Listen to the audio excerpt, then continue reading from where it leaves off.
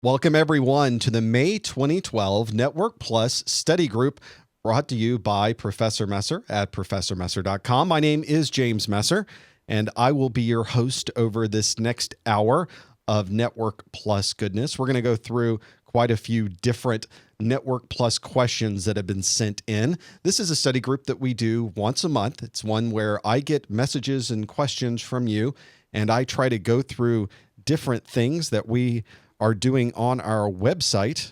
One of the things that is nice about this is that you send me the questions. So we're going to go through quite a bit with what we're doing. And this comes from the support that you provide to my website. If you wanted to take all of my absolutely free Network Plus videos and take them with you when you are off net, you can absolutely purchase them for a nominal fee. And you can find out more about that at ProfessorMesser.com/download-net plus. One of these days, I'm going to make that easier to type in. It's kind of important, but there are links from the top of the page as well. You can see the downloadable Network Plus option is there too. Well, before we get started, I have an announcement, and the announcement is 7 million.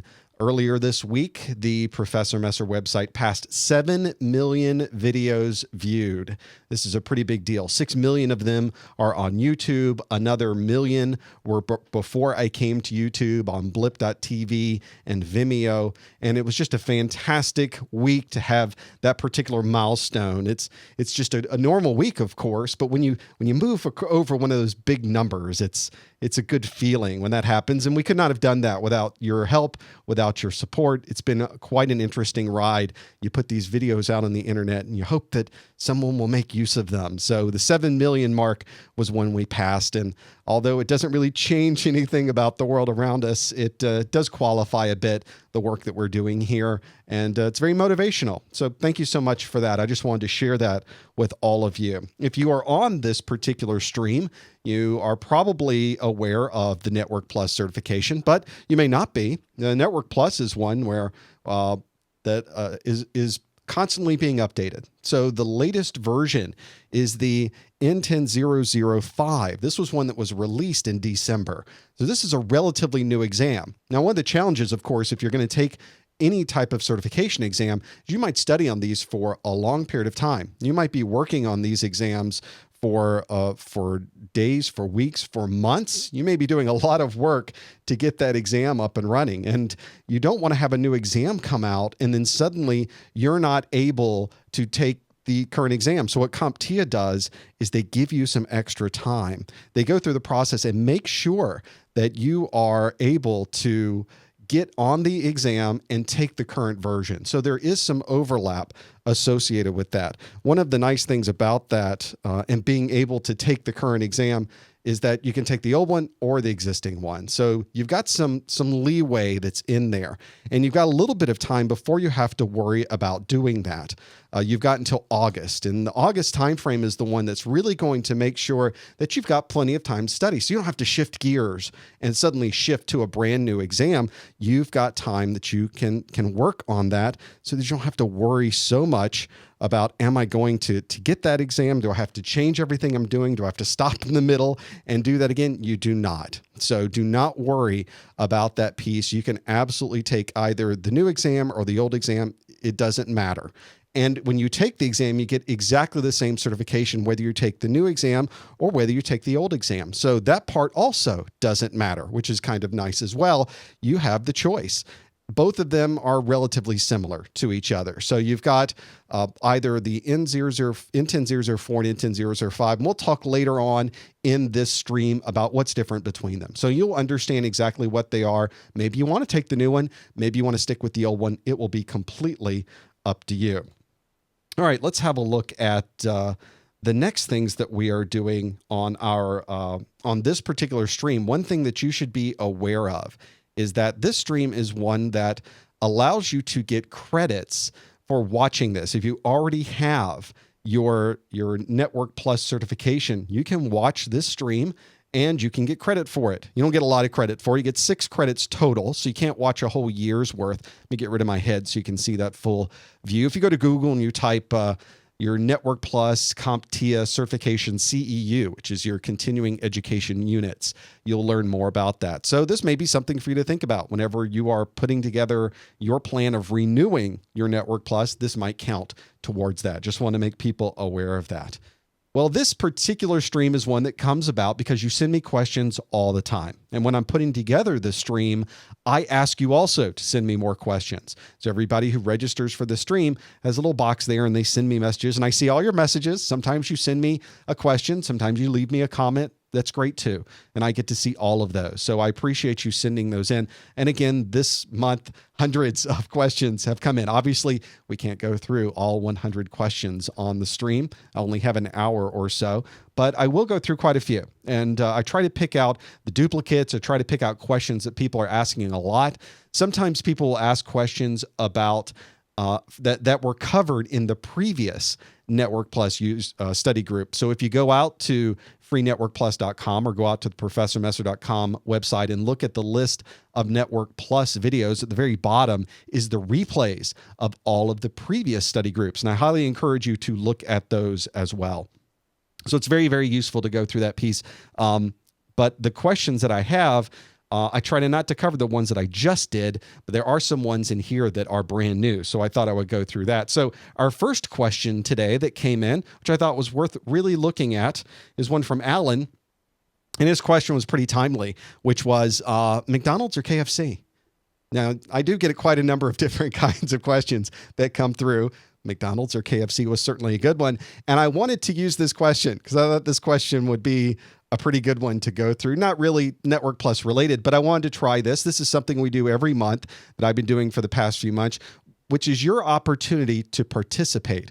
So let's see if this is going to work properly on my laptop and see if we get up on the screen our question. So our question is, as this loads my poll up, loads a very small, tiny poll up. Let's see if we can make our poll a little bit bigger on the screen. The poll is McDonald's or KFC. I'm going to make this so that we can actually see it on the screen. There we go. See how that works? There we go. So here's the question, which is McDonald's or KFC. And now you can participate. So pop open a new window in your browser and go to pollev.com/messer. You can go tweet this to @poll with the code that's right next to the answer that's there. And we get to see the questions come in. It's kind of hard to see because of the way I stretch this particular screen, but we're getting real-time feedback of the answers. So the questions are McDonald's, KFC, Taco Bell, or perhaps I'll have a salad.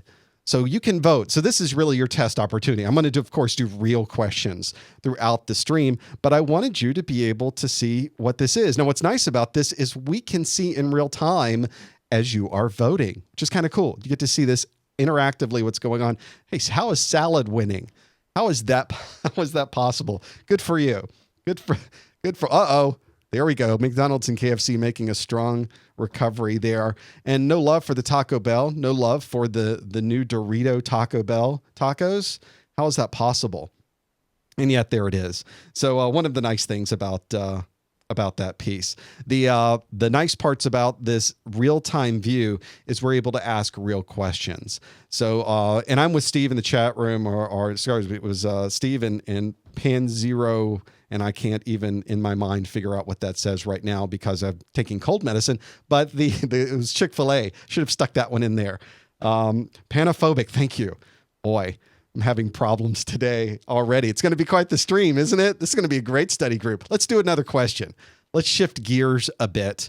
And this question is, how long, if you can't see because some big heads in the way, how long have you been studying for the Network Plus exam? Very, very, very useful for me to know this. As we go through this study group today, it's really going to help me out if I know how long you've been studying. So the questions are less than 3 months, 3 to 6 months, 6 to 9 months, 9 to 12 months, more than 12 months. And as we go through this, I've seen in the past, usually we get people who are just starting out. We get some people that have been studying for a while. We get some people that have been studying for a very long time. Obviously, some of you are even watching the stream. You aren't even taking the exam. That's fine too. We're going to do some great content in here and go through a number of great things. Let's see an interactive display, if I click my right mouse here, of what's going on. So 50% of you, less than 3 months, about what I expected. And 3 to 6, 6 to 9, we're seeing the drop off right there. So that's good. We are going to go through things that will absolutely help you that we are very timely for what you're doing in the process of what you're studying. Hopefully you'll be able to get a lot out of that. So let's go to the content. Let's look at some real stuff this week. Our first question from the network Q&A, this came from Daniel. And the question is, how can you test cables for live signals? Now, this, interestingly enough, was not covered a lot on the N10-004, but it is absolutely an important thing to know for the N10-005, which is the latest Network Plus exam. Now, if you've ever worked with a lot of cables, you've been having to manage a cable farm, or you're someone who has to troubleshoot just basic connectivity. Somebody says, my computer isn't even seeing a network link. I'm not getting on the network. I'm not getting an IP address, none of those pieces. So very, very useful to have that piece there. What I have on my newest materials are some things that might help you understand how people are able to look and diagnose the wiring that is in the wall. And the way that you do that is with something called a time domain reflectometer, or a TDR. Now, you'll also see optical versions of this that are used for fiber. Those, of course, are OTDRs, optical time domain reflectometers. These are really, really useful devices because they're effectively an incredibly sensitive scientific piece of equipment that can send signals through the wire and tell you some great things. They can tell you about, for instance, how long the cable is. So you don't even have to measure it out. You don't have to estimate. You put this on one end. Sometimes you put a device on the other end, but sometimes you don't have to, depending on what you get. You turn it on. It'll tell you how long the cable is. That can be really useful in troubleshooting, especially if you think the cable's 100 meters and you put this on there and it says cable's 6 meters long. Well, we have a problem there. There might be an issue associated with that piece. Another thing they can tell you is where the cable has been spliced or where there might be connections in the cable. So the cable allows you to see signal all the way to the other end. It will tell you 35 feet along that cable, that 16 meters down the cable, there's a splice, there's a connection, there's a punch down, there's something that happened along that way. Very, very useful to have. Effectively, it's really telling you about the impedance of the cable. How easily can that signal go from one end of the cable to the other, which is really, really useful. And effectively, it's going to tell you the cable loss. If you send a signal out at a certain strength, how strong is that signal going to be when it gets to the other end? For those of you that work a lot with cabling and you're working with the standards of everything is really 100 meters, I need to make sure it goes 100 meters. But sometimes you'll run a cable 100 meters and the signal's not quite getting all the way to the other end. You might have punch downs in the middle. Somebody might not have punched down something properly. This is a great tool to use to check that live signal on the cable. Can it really get 100 meters or can it even go longer? Sometimes you can go a little bit longer than 100 meters. You can stretch that standard a little bit further out if you run into a situation. Can you do it? Can you not do it? This is the tool that's going to allow you to do that. The TDR itself is a very interesting technology in how that it works. It effectively is like a radar. It sends a ping, a signal down that cable. And we're dealing specifically with copper and with fiber. We're sending something down the connection. And what we're waiting for is a reflection to come back. And that reflection is going to come back because it hit something that got in the way. That thing that got in the way it's impeding the signal.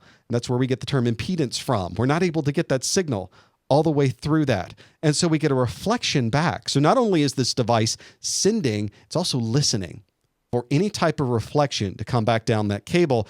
And when that reflection comes back, it has already counted how long it took to get the reflection back. And it's estimated for you how far down the cable that impedance actually occurred. Really, really useful. Really, really happy to have that particular tool when the cable's somewhere in the ceiling, you aren't quite certain where it is. Very, very useful to have that there. And OTDR, the optical time domain reflectometer, does the same thing. It's looking for light to come back down the fiber. It's much more advanced. Usually those devices cost a bit more if you were going to purchase those. Very, very useful to have that OTDR there. And there, if you wanted to see it visually, how that works, the signal goes through, and then you get a reflection that comes back. So as we're sending that OTDR, sending that signal through, see that again. We'll see the wave pop up again. See if I can send it through. And then the wave keeps going. We still get some signal down to the end, but look at the reflection that comes back to the other side. So that's another nice thing about this is we're able to see exactly how far that happened. Now, when you're using these TDRs and these OTDRs, you need to do a few things. This is, as I mentioned, not an inexpensive tool to buy. These cost a good bit of money. These are really, really not something you can pick up at the Home Depot. You really have to go to a very specific place. Usually these are hundreds, in some cases even thousands of dollars to be able to have one of these. And they're not simple. There's a lot of buttons. There's a lot of things to see. The results that you get back is really the thing you need to be trained on. It's relatively easy to plug this into a cable, maybe plug the other piece at the other side. You hit a button, it runs the test. In fact, in many of these, there's a big button that says push there, right here, push that button, and it runs a bunch of tests, and then it gives you the results of the tests. That's the hard part. What is it trying to tell me? It's giving me a lot of dB loss numbers. It's giving me a lot of measurements, but how am I supposed to interpret those? That may need additional training. You might need to go through and read some books or learn more from the manufacturer about how to optimize my use of this technology. Not a bad idea if you're spending that much money on something like this. These are great tools to have. They will save your bacon. I've used these throughout my career, going back to token ring networks, Ethernet networks, fiber-based networks, FDDI, and fiber Ethernet. Very, very useful to have. And if you're ever wondering, is my slowdown of my application being caused by some problem that I have with the cable? Well, this is a great way to find out. So just keep in mind the TDR and OTDR, very, very useful to have. Kind of expensive, but can really save your bacon sometimes. So hopefully that helps answer your question about solving problems or understanding what's happening with the signal on a live cable. Let me look at the chat room real quick and go through a few of these. Some people are mentioning cable testers. Now, this can test cables. It can give you a wire map. It can show you continuity, but this is not a quote-unquote cable tester. A TDR, time domain reflectometer, is a very different animal than a very simplified cable tester. A cable tester will be able to send signal down a wire and make sure the signal gets to the other side. That's it. But it may not tell you the quality of the signal. It simply tells you it got to the other side or it didn't, or that tells you how the wires are mapped or not. That's it. A cable tester is very simple. There's still a place for those, and they're relatively inexpensive if you need one of those, but a TDR is a much more advanced tool. And there is, in the Network Plus certification, you need to know what a TDR is. You also need to know what a cable tester is. Very different things to have those in those pieces. So very, very useful to have there. Going back through the list for those, I think we've covered a lot of the questions in the chat rooms. For those of you watching live, of course, we have our chat room on Ustream, and also we have a live study group chat room going on the website. And I'm looking at both of those, so I try to see everything that's going on at the same time. Well, I've got another question for you. This question pops up. Here we go. This particular poll question is, what are the maximum number? I think I did this one last week, and I wanted to go through this one again. Actually, just showed you the answer most people said for last week's in this one. Let me move my head so we can see this piece. I'm going to have you try to answer with this piece. Maximum number of VLANs that can exist within a single trunk. This is more of a Network Plus question. I wanted to revisit this one because some people had sent me some emails afterwards about how many VLANs can exist within a single trunk on a network. Now, this is not a question that you may get for your Network Plus exam, but it's one that can come through. A lot of people will answer this one. I'm not even sure that one's open. Yeah, it's open. You can answer that one. Good. So a lot of these questions are about the technology. So I want to talk a little bit about trunks and VLANs. A trunk, obviously, is a connection between switches that multiple VLANs can exist inside of. Effectively, we're sticking tags on the end of the packets and shoving them down the other side. And you can have a maximum number of VLANs that you could ever configure on a single trunk. And this one's kind of interesting to see. We had a VLAN question last week. For those of you interested in VLANs, go watch the study group from April. We went through what VLANs were, how they work, how you would configure them, and that's where this question came from. If we look at the results that were a combination of the ones from this week and last week, most everybody, 40% of the people said 4,000. 18% said 1,022. We have 31% that said 2,044. And the actual answer is 4,094. And I left this question in here because somebody was asking about, really? Can I really do 4,000 trunks down a single cable? Well, you absolutely can. Now, keep in mind, these are not 4,000 separate automated circuits that are always up and running. When you're sending traffic down a trunk, we're taking normal Ethernet traffic, we're sticking effectively a tag on the front of it and saying, this is VLAN 17, and we're sending it down the pipe. And on the other side, the switch on the other side receives it and goes, oh, this is VLAN 17. Let me rip off that tag 17 and send it where it's supposed to go on the switch.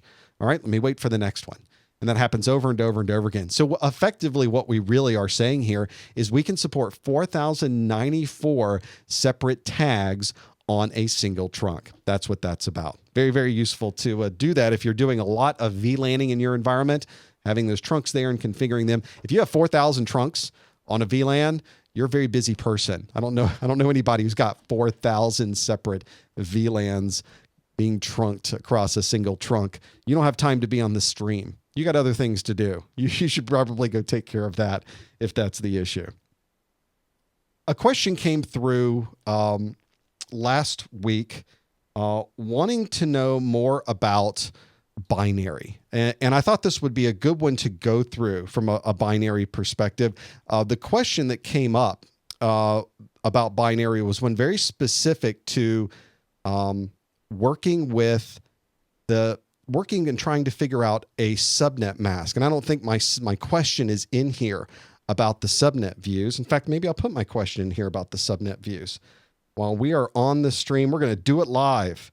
I'm going to change, you're not seeing this online, but I'm going to change one of my questions here on the fly. And let's do some of this. This will be great.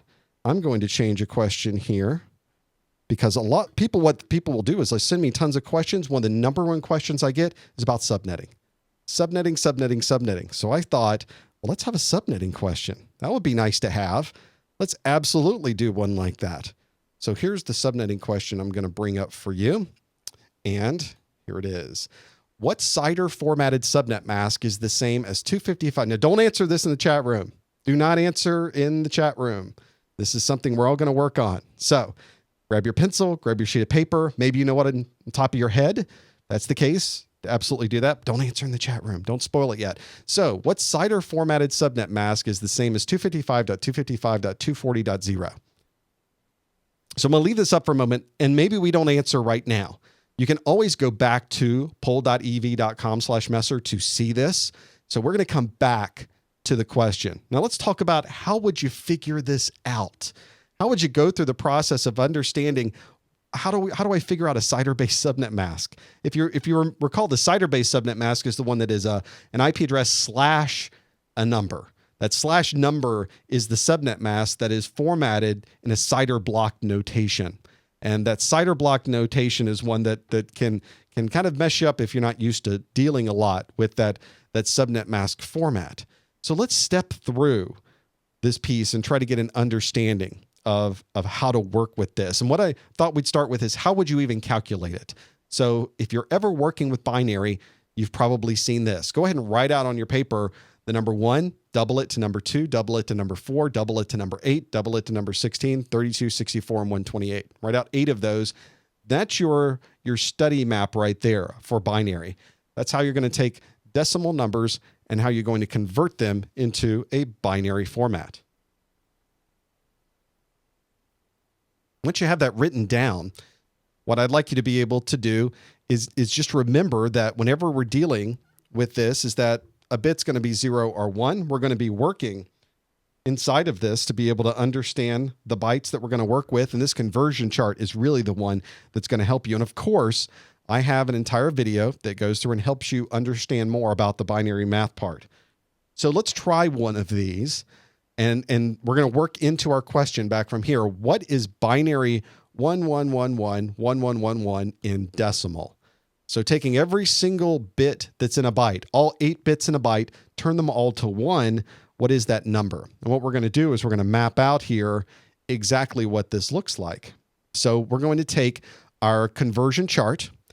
and we're going to write it down. We're going to set ones at the very bottom, and then we're going to bring down every place we have a 1. We're going to bring those numbers all the way to the bottom. So in this case, every number is a 1. So we're going to bring every number down to the bottom so that 128, 64, 32, 16, 8, 4, 2, and 1 are all at the bottom. Now you just add them up. Add up all of those numbers at the bottom. And when you add them all up, you'll see that 1111 is 255 in decimal. There are 256 different things that you can do with all ones. And 256 comes because we get to count 0 as a number. In programming, in networking, in doing these technical things, we count from 0. So 0 to 255, there's 256 things that we can do with that piece of it. 255 decimal. Now remember this 255 number. If you've ever worked with subnet masks before, that 255 number is very, very useful to you. 255 is all ones. It's 8 ones stuck together there. So the question we had was about what is the CIDR block notation for 255.255.240.0? 255, and we now know the conversion. It's all ones there. 0 is pretty easy. 0 is all zeros. So let's figure out 240. Decimal 240 in binary is what number? So let's have a look. Let's do exactly the same thing we did before. We're going to put down our conversion chart. We still don't know what numbers to bring down, so I'll put question marks up there. And let's start with the very first one, 128. We know that 240, we're still only got 128 counted there, so that's not going to work. There's only one way to figure out what this is, but with subnet masks, very, very simple to figure out because we start at the left and we work our way in. Let's add 64 to that. And when we add 64 to that, well, 128 plus 64 is 192. Still not quite at 240. Then let's add 32 to that. We're going to use 32 and add that in. Well, add 32, that's 224. Still not quite there yet. Let's try 16. 128 plus 64 plus 32 plus 16 is 240. There's our number. Now, if we're already at 240, then we don't need to add any more of these up. We know the rest of them are absolutely 0. That's our 240 decimal. So now look at the place where we have ones. I've got a 1 here, 1 here, 1 here, 1 here, 0, 0, 0, 0. So 240 decimal is the same thing as 1, 1, 1, 1, 0, 0, 0, 0. Okay. So if I wanted to put this all together now to the question that we had, 255.255.240.0, let's now write that out in binary, which would be 8 ones, 8 ones, 1, 1, 1, 1, 0, 0, 0, 0, another 4 ones, and then the rest of this is 0. That's our subnet mask. Now, CIDR block notation designates how many ones are in the subnet mask. So now we count them. Here's 8. Here's another 8. That's 16, 17, 18, 19, and 20. So there is the actual number 20. /20 is the answer to that question of, in a CIDR block notation, what is the subnet mask 255.255.240.0? And now if you know this, of course, you can work the other direction as well. If somebody tells you what subnet mask is a /20, oh, that's 255.255.240.0. Very, very simple to be able to make that happen. So very, very easy to break that down. Once you break it down into the binary pieces, subnet masking is not so bad. And keep in mind, as my normal caveat with these things, you send me hundreds of questions every week. A big number of them are, I'm so worried about subnet masking. Can you please go through subnet masking? Can we do more of IP subnetting? The subnetting and IP addressing section of the exam are just this tiny little itty bitty section. Don't kill yourself spending all of your time spinning your wheels on the subnet masking and the IP subnetting. What you really should be doing is looking at the entire exam and getting as much of it as possible. Even if you leave that section out and you memorize the other 98% of the exam, you're fine. You may not even have to memorize or know anything for the subnet mask. You might not even get an IP addressing or a subnet mask question on your exam, or you might. But as long as you know everything else, it won't matter. But keep in mind, at the end of the day, really not so bad, even if you work on that. Not so bad to do that at all. So another question I got this week, shifting our view a little bit, is could you please go into some detail on network routing. Now, routing is something when you start working with firewalls, you start working with routers, you start working in an environment with multiple subnets, this is going to be very, very valuable to you. So what I thought I would do is look at how you might work with troubleshooting or at least understanding routing tables that you might be working with in your environment. Every device has got a routing table. Your workstation you're using right now has a routing table because it needs to know when I need to go watch that Ustream video, how do I get there? When I need to ask Google a question, how do I get there? So this is one of the things that's nice about this is that the routing tables are in all of these devices. They're in printers. They're in your workstation. There are ways you can go to the command line in your workstation and list the routing table that's in your machine. I'm going to show you the routing table that's in my devices that are on my network as we step through this, just so you get comfortable with this piece. And everywhere you look, there's going to be these devices that have those routing tables inside of them. This is my network. Or at least it was my network in the lab that I set up to do this routing table scenario for you. This is the internet out here. And on my internet connection, I have a router that has been provided to me by my service provider. So sometimes you buy your own router. If you're at a home office, you're at home, maybe you've got a cable modem or a DSL modem, those devices may be routing for you, or you may have to buy your own router. In my case, my ISP gave me a router to be able to use because I'm on a business class connection, so because I can do streams like this. So they gave me the router and says, you can't touch this. This is ours. You can plug into this Ethernet connection that's right on the outside of the router. Okay, well, there's my connection. That's my demarcation point, which is another important thing to know for the exam. That's my demarc that I can plug in.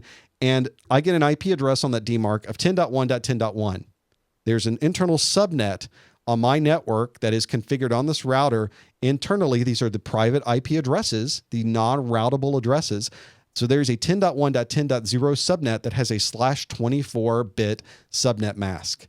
And for those of you, 24-bit subnet mask is easy to remember. That means my subnet mask is 255.255.255.0. But you'll notice in this particular exercise that we're going through, you don't use those. A lot of the routing tables you're going to see will use the CIDR-based /subnet mask connotation. Very, very useful. I have another router inside of my network that is on this subnet here, and it has an IP address of 10.1.10.14, and it is NATing to another network. It's effectively routing and changing IP addresses to 192.168.1.1 is the IP address on the other side of the router. It has two interfaces on it. And that subnet that I'm plugging other devices into is 192.168.1.0/24, of which I have a device that is 192.168.1.22. So let's step through every single one of these devices and let's look at their routing tables. If we look at the workstation that I have out on this device, this is the routing table of the workstation. And there's a few different columns here. One is the destination network. That is the network I'm trying to get to. So to get to network destination, how do you get there? Well, you go to this gateway. Here is the IP address you should be going to as your default gateway address from that subnet. And this is the interface that you should use on the device to get to that gateway. Everything is spelled out for you in these routing tables. The metric is how far away, or what is the number that I should use to determine how important this route is. In a normal network like this, you don't have to worry too much about metrics. But if there are two paths to get to the exact same place, and you see this a lot on large enterprise networks, I can either go that way or I can either go this way. Well, my routing table's got to tell me, which one do I take? I can't take both. Which one do I take? And the one that's the smaller number, the one closer to number one, is the one that gets priority. The one farthest away from number one is a secondary. If I lose the primary, my routing table realizes this and says, wow, that route went away. Wonder what I do now. Oh, wait, I've got another route here. It's higher number, but now it's the only one left. I'm going to follow that path. So that's what your metrics are for. Very, very useful to have those. So in this device, I have something called a default route. Here's a network. You haven't seen this network address before, 0.0.0.0/0. That's something you don't put on the configuration of a workstation or a printer. 0.0.0.0/0 is what we call our default route. It is the route that will always be used if no other route exists to that particular location. So very, very useful.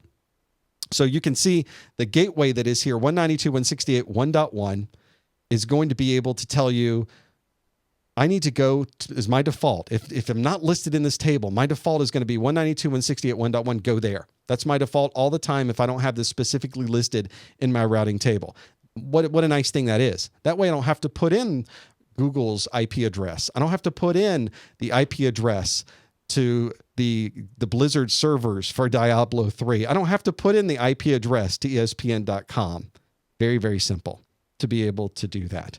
And the interface that I'm going to use to get there is 192.168.1.22, which, by the way, is the only interface I have in my computer. And you see the metric is 10 on that. That's the cost that it takes to get there. That's the one that makes the determination of should I use this route over a different one. 10 is the one that's used for pretty much everything on my device except for this next route. Look at this route. 127.0.0.1 is your internal loopback address. So you obviously aren't going to go anywhere else for that. That has the highest priority. The numbers closer to 1 are your higher priorities. The lower numbers are your higher priorities. So very, very important to keep that in mind, especially as I mentioned, if you have multiple routes. So always, if I need to go to my loopback, I just stay right here. I don't even go out anywhere else. I stay on my single machine. Now, what about my 10 network? Notice my 10 network is not even listed in the routing table for my device. It's not even on there. Why should it be? Why should it take up room in the routing table of a workstation? Because it doesn't need to know that it's there. All it needs to know is if it's not any of the local networks, 192.168, if it's not any of those, go to my default route. That takes care of a lot of your problems for you, is that default route. Default routes are used on 90%, 99% of enterprise networks. Those routers and those firewalls make extensive use of default routes. In some cases, larger environments that need more dynamic routing will not use default routes. They'll have your dynamically assigned addresses coming from other external sources. Well, it's a different conversation. I've got a video on that one as well. Let's move up a bit then and look at a different device. Let's look at the router. I'm going to skip a couple of these since we're running short on time here. I'm going to go all the way up to this router that's my internet router. Now it has a little bit bigger set of addresses here. And you'll notice it has a default route that says send everything to the internet and send it out to the internet on this gateway. So send it out on 74.208.221.1. Well, wait a second. Where's that? 74.208.221.234 is my address. Oh, .1's the ISP. So if you ever need to go anywhere, go to the ISP. Now, unlike my device that didn't know about the 10. Network, notice in this routing table, the 192 network is right here because I had to add that network to this device because the default would be to send that traffic to the internet. This router knows nothing of 192.168, so I have to tell it manually, if you ever need to get down here onto this network, specifically to my workstation, you need to go to 10.1.10.14, which is this router down here. That router will take it from there. This is an important thing to remember about routing tables and how they work. Not every router knows the entire path all the way to the end and back. All it knows is how to get to the next hop. That's it. Routers are kind of stupid in that regard. For the most part, when you're dealing with static routing, all they know is how do I get to that next hop. Now, for dynamic routing and other ways that are done with routing, especially in the larger BGP type environments and some other RIP2 type environments, and you're doing OSPF, some of those more dynamic routing functions do have more visibility into what's going on. But for basic static routing, notice the router knows nothing. It just knows how to get to that next point, then off it goes. Very, very useful to have there. Now, what if you got the gateway wrong? What if you were typing in on your routing table and you assigned a default route and you said, my default route is to go to 74.208.221.5. And to get there, you go out the 234, go out to the ISP. Well, it wasn't supposed to be .5, it was supposed to be .1. So it's now suddenly you're going to take traffic. Oh, you need to go to Google. I'm going to send it out my default route. There you go. And you never hear back because .5 doesn't exist. That device, 74.208.221.5, is not even there. It's never going to receive the packet. It's never going to answer you. Your packets will go off into oblivion and you will never hear from them again. And you're sitting there on your workstation down here on 192.168.1.22, and you're wondering, why can't I talk to the internet? What's up with that? And normally what you would do is you would go to each device and you would follow the path. You would do exactly what we just did. You would look at the routing table of your computer. Yep, I'm sending the data to the right place. Then we would look at the routing table of that first router. Yep, I'm sending it to the right place. Then you would look at the routing table of the next router and realize, wait a second, that's not where that should be going. Let me reconfigure my default route to .1, and now the network is up and running. That is a very, very, very common process. Not only do we have to remember to do that on the way out, you have to remember to do that on the way in. Your router doesn't remember or even know how the packet got to it originally. So as the packet comes the other direction, you have to repeat this troubleshooting process all the way back down. You may be sending the packet out the right way.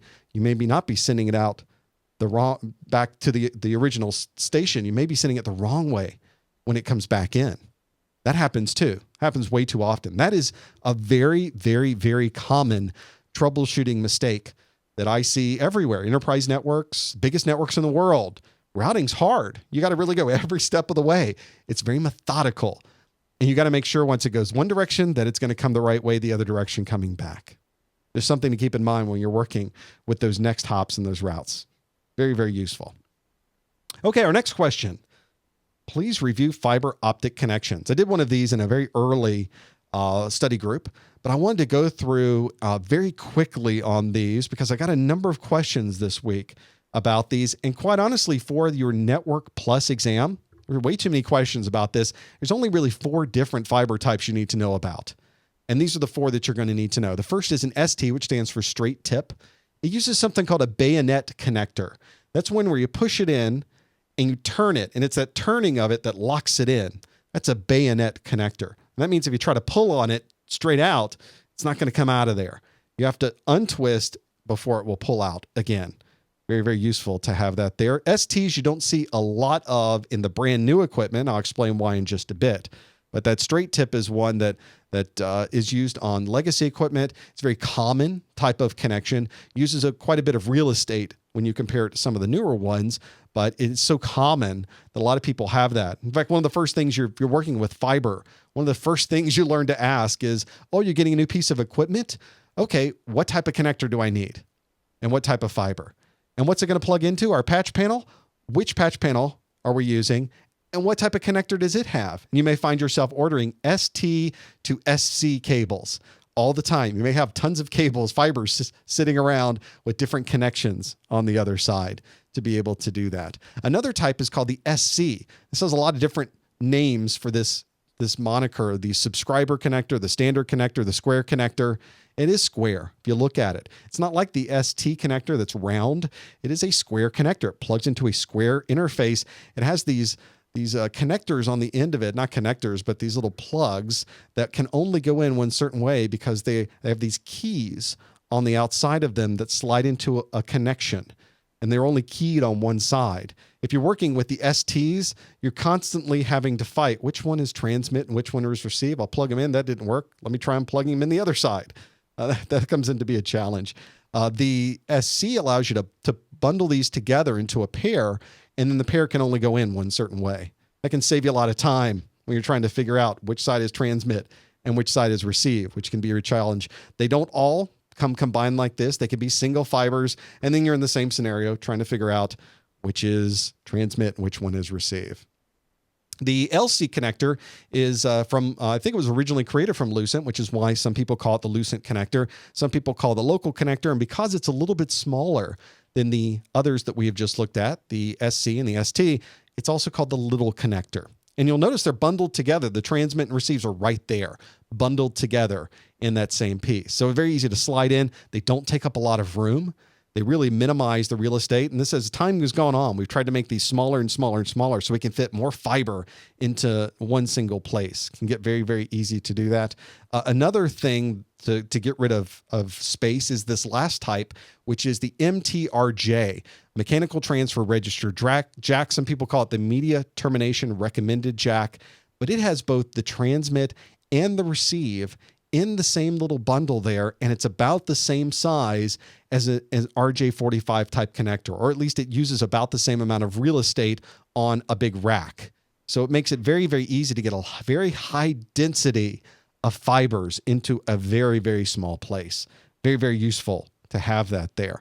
So those are the 4 types you should know about, is those 4 types of fibers and how to work with those. It can come in really handy to know what type of fiber should I order. And I need to know the different types on both sides. That's some really real world, very useful stuff that you'll be able to use to take care of some of those things. So one more question of the day here. We'll do some interactive type views. What port number would you commonly associate with encrypted web traffic? Don't answer in the chat room again. You want to answer online at pollev.com/messer. You could also text it to 37607 with the number associated with the answer you have, or tweet to @poll with the code. And the responses are UDP 443, TCP 80, UDP 80, or TCP 443.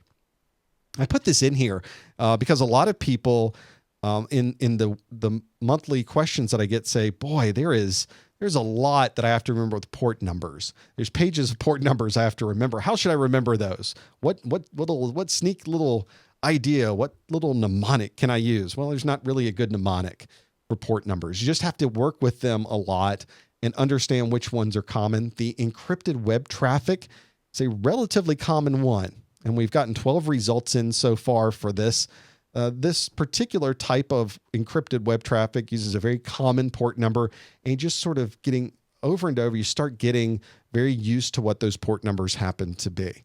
So let's see what our answers are so far with those 14. We can see 60% of you have said TCP port 443 is the encrypted web traffic, and you would be absolutely correct. Encrypted web traffic and non-encrypted web traffic almost exclusively uses TCP to communicate. So already we can get rid of the UDP questions that I threw in here to try to fool you. So UDP 443 and UDP port 80 are not used for web traffic. You will never see those used for types of web traffic. I guess they could be, but nobody does that. TCP is used for port traffic, and the only answers here for TCP are TCP port 80, and that is used generally for non-encrypted web traffic. If you're looking at encrypting your web traffic, it will almost always traverse the network via HTTPS over TCP port 443. So very nice to throw one of those in, keep us on our toes with some of the encryption. And for some of you, maybe you'll get it right on the exam just because you happen to see it on the study group here, and you'll look for the UDP and the TCP, and they'll try to fool you. So don't be fooled with that, being able to do that piece. One of the questions I get also every week is, I see the videos online, they're free videos. Do I need something else, or can't I just watch the videos? And there have been people who have taken the Network Plus exam by just watching my videos. Not something I recommend. Not really the best way to approach this, because I make the videos with the bare minimum. And because they are videos, there's only so much content you can put into a video. A book, you can fit a lot more content. Or even better, if you had a way to start integrating the content that you're working with and integrating a book into that, and even had questions, Q&A, that you could do on things that you just read, or maybe even some sample exams, that would be even better. And ever since my videos are out there, I've always said, get a good book, watch the videos, get some Q&A. It's just a mantra that I have.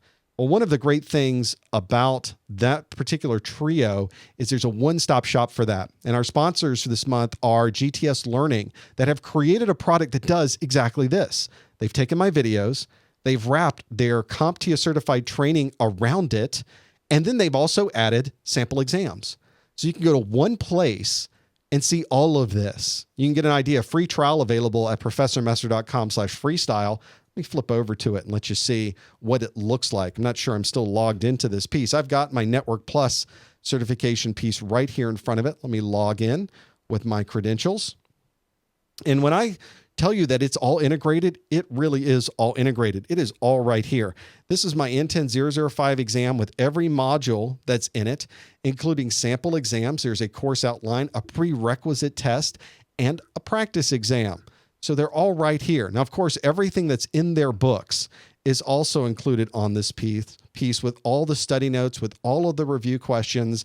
So you can go through and see all the graphics from their book. You can read everything that's in their book right here on the website. All of those pieces are available. They're indexed, and you can go through them as much as you need to understand exactly what's there.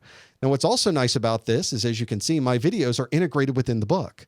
So as you are sitting here and you're watching up, and you're reading a section on broadcast domains and collision domains. Is one that is relegated to the past these days. It is historical. That's an attractive fellow right there. History. He'll walk you right through. You generally don't find understanding more about those pieces. So very nice to have those just integrated within the book. You don't have to hunt around. You don't have to find them on the website. A very nice combination of all those things. Even if you only use this for the certification exams, the price is so low. You can do that. And then you can think of, I'm getting the videos for free. I'm getting the books for free. I'm going to take these sample exams. A lot of great things there. I highly recommend that you give them a shot. I've been over to their location. Their headquarters is in London. They have places around the world. I went to visit them there. Some great guys that are there. I was able to spend some time with them and understand more about what they were doing with this. I thought, great idea. I think they should continue with what they're doing with that. And that's why my videos are in there. I just like it so much. So if you'd like to know more about the GTS Learning Freestyle technology, you can always go out to professormesser.com/freestyle. And I want to, of course, thank GTS Learning for sponsoring these study groups. We could not do it without them. Let's go through some of the questions you had this week or this month about the exam itself. Some of these are almost as important as some of the technical questions you had. So one of the questions was, there's a new test, there's the 005, but how different is it? How different is the CompTIA Network Plus 2012, which is the N10-005 version? Is there a huge difference between them? Greg asked this. One of the things that I find when working with the N10-005 is that a lot of it is the same, but a lot of it's new. And it's hard to really do an exact comparison. I do have at the top of the Professor Messer list of videos on professormesser.com. You can also find it at freenetworkplus.com. At the very top is a link that says, watch this video to know what the differences are between them. And one of the biggest differences was that they changed around the format of the domains. On the N10-004, you'll notice you have network technologies, media, devices, management, tools, and security. The new exam, much more simplified. You have concepts, you have installation and configuration, you have media and topologies, you have network management, and you have network security. And much more security on the new Network Plus exam. If I had to say what was the one biggest thing that was changed, it was the addition of a lot more security. In fact, there's a lot more overlap now to the Security Plus exam because you have to know a lot of the techniques that the bad guys are using to get through those pieces. The first thing that changed, or the things that changed the most, there was a lot of things changed with virtual networking. So understanding the virtual networks, the virtual servers, the virtual systems that you would use, what is network as a service? How should you be aware of these services today? It's important to keep those in mind. The next section on network installation and configuration talked a lot about configuring and installing things, configuring and installing routers, configuring and installing switches. And I don't mean just plug it in. You have to know every step that you need to configure inside of those devices. Wireless networks. And this is not just a simple plug it in and give it an IP address. You have to know everything about configuring it. Do I enable or disable SSID broadcast? Do I enable or disable certain types of internet wireless encryption? Do I enable or disable certain routing features? They're all in there. Plug and play. It's in there. Understand how DHCP works step by step by step. That's brand new in the latest Network Plus certification. We have videos for that one too. We want to categorize WAN technology types and properties. A lot of WAN was in this one. And a lot of the newest WAN technologies are in this one. And the LAN technologies, not a lot changed with the LAN technologies, but Ethernet, of course, has a lot of different ones that you have to know. What is 10 base T? What is 100 base TX? What is 100 base FL? And on and on and on. You have to know what all those different versions are. The network management piece added a lot of management functions. How and when would I use a network sniffer? How and when would I use SNMP? How and when would I use syslog? Part of the Network Plus exam. So all of these things have been added, but at the end of the day, not a ton of huge differences between those. If you've been studying for the 004 and you think maybe I'll take the 005, there won't be a lot of new things to learn. And a lot of the new things that you're learning are absolutely relevant to a job that you'll be doing today in networking. So very, very useful to have those pieces there. The next question we got about the exam was, does CompTIA apply new questions for each exam? And that's a pretty good question. In fact, it comes in more often than you might think, because I have a lot of people say, well, I took the exam and it had 2 questions about subnetting in them. Somebody else said, I didn't get any subnetting questions. Another person said, I got 4 subnetting questions. You're never quite certain exactly the type you'll get. Another thing to keep in mind is CompTIA may put questions into the exam that have nothing to do with the exam requirements. Sometimes they will add questions just to see how much you know of that topic, but they won't count against you. So they're just testing to see, should they be adding some of those topics in the future. A good example of that is prior to Windows 7 being added to the A+ exam, they started adding Windows 7 questions to see how people would answer them. And from there, they were able to discern how should we integrate this into the latest A+ certification. So similar things can also happen with Network Plus as well. And they absolutely have new questions, not only for new exams, but as the exams are out there, the exams are usually there for 3 years, they update and change the questions over those 3 years. So you're never going to be quite certain. And this is really an opportunity for me to say, don't count on one of those unauthorized sites that give you a listing of all the questions, those brain dumps, and say, here's every question you're ever going to get in the exam. Not guaranteed. I've seen some of these horrible brain dumps myself, which in some cases don't even give you the right answer. The people putting the brain dump together obviously aren't dumping the right part of the brain because they aren't giving you the right answer. You might be trying to memorize answers to questions. They might be close to the real question, and you're memorizing the wrong answer. So you can't really count on those either. And at the end of the day, the best way to pass the exam is to know the material and understand how to work. It will absolutely help you later in life if you know how that material works. The question I got also, this is a very common one I see every week. What specifics regarding wireless should a test taker know for Network Plus exam? You can take the word wireless and replace it with anything. What should I know about cabling? What should I know about Ethernet? What should I know about this particular topic? The best thing I can tell you, I keep saying it over and over and over again. Some of you are sick of me hearing me telling you this. You're tired of me saying this all the time. Download the exam requirements document from the CompTIA website. Their exam requirements document is incredibly detailed. You don't get this kind of detail from Microsoft.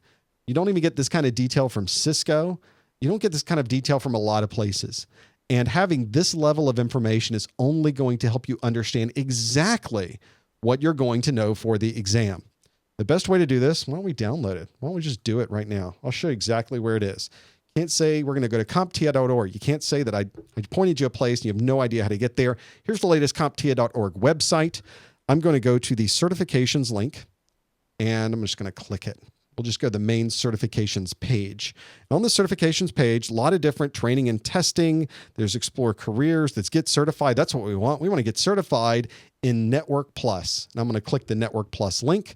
And on the right side of the page, it says, Get Started Now. Yeah, see what the exam covers. Well, that's exactly what I'd like to do. So when I click see what the exam covers, it brings me up to this view. The only thing you have to put in is your name and your email address and your country, and then you specify that I would like the Network Plus exam. You can click as many as you'd like, and they will immediately give you a download link. And you can click right there and download that connection. In fact, I'll show you.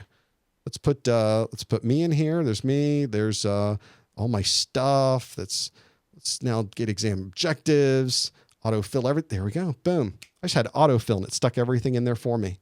There's my exam objectives, N10-005. Gives you both of those, gives you the Spanish version. There they are. I'm in Chrome, so it brings it right up. How easy is that? Makes it so simple to be able to go through and get the exam objectives. This has acronyms at the end. It has everything in it. So simple to go through and do that piece. Take advantage of this that they've given to you, which is every single thing that's on the exam. Can really, really help you. If there's a number one thing you should do prior to take the exam, that is it. It will help you so much. Well, we're coming to near the end of our Network Plus study group, but I have one more thing to take with you, which is the link of the moment. I try to have a monthly link to take with you.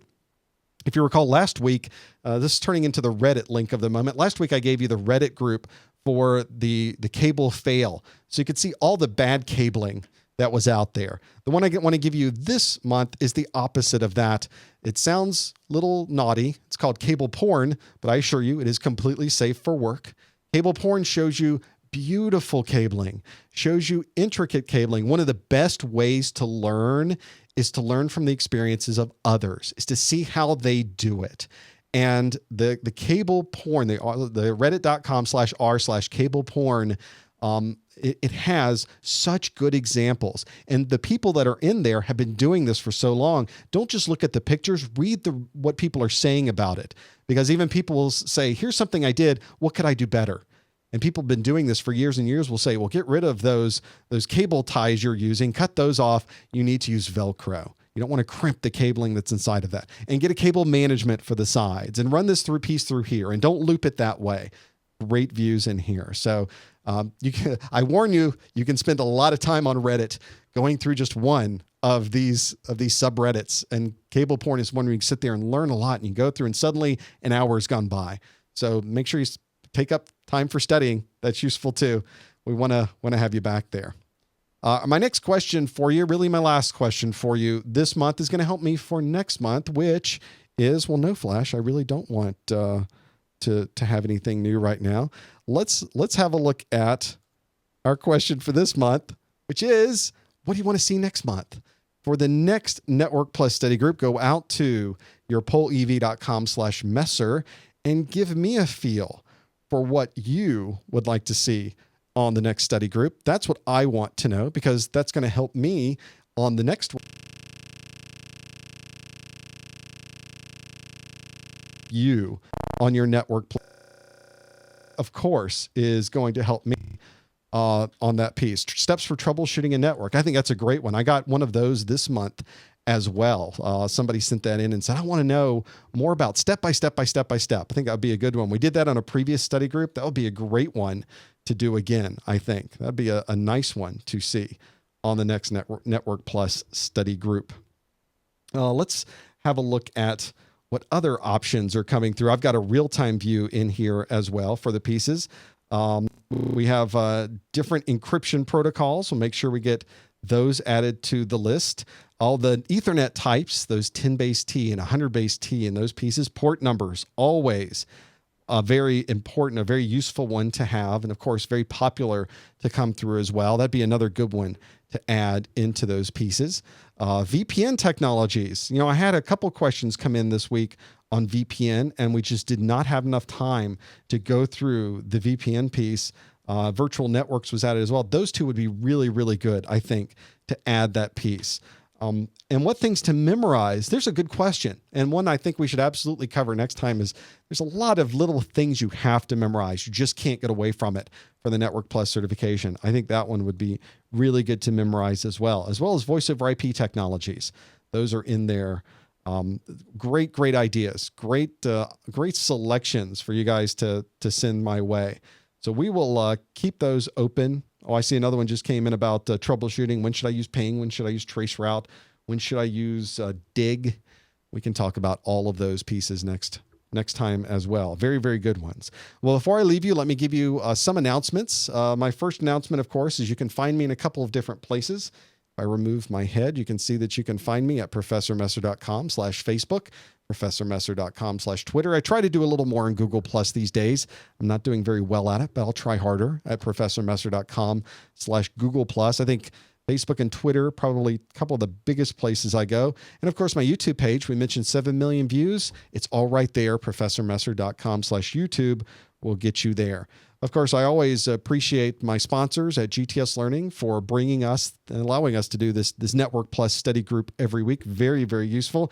And of course, thanks to all of you. This is one of those things that I couldn't do unless you were here online, giving me feedback in the chat, telling me what's going on. We always have people online for our interactive polls that we do. If you're watching this in the replay, join us. All you have to do is go out to professormesser.com/calendar, and you'll see when the next one is going to be able to see that there. And I'm going to, Ethan, always try to post to all three of those when I'm doing something. So you'll be able to see, if you're on my Twitter feed, you know when I'm doing the next live one, because I tweet it out a couple of times and let you know that's going on.